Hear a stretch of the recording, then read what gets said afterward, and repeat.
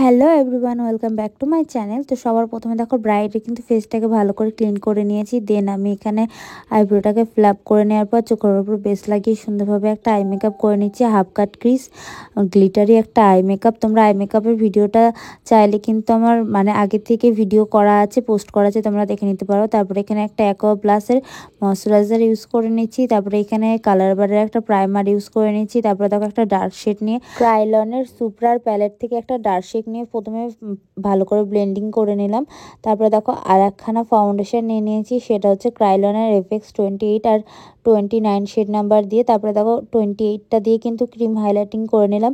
আর যে যে জায়গাগুলো ক্রিম হাইলাইটিং করেছিলাম সেই জায়গাগুলো কিন্তু আমি পাউডার দিয়ে নিলাম। আর তারপরে সারা ফেসে কিন্তু পাউডারটাকে ডাস্ট আউট করে দিলাম।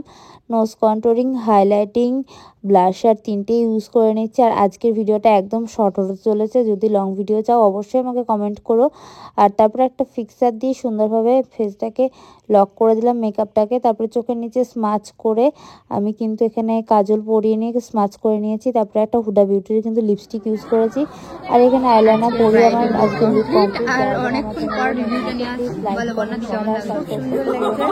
আর যদি লং ভিডিও চাও অবশ্যই আমাকে কমেন্ট করে জানিও। সবাই ভালো থেকে বাই বাই।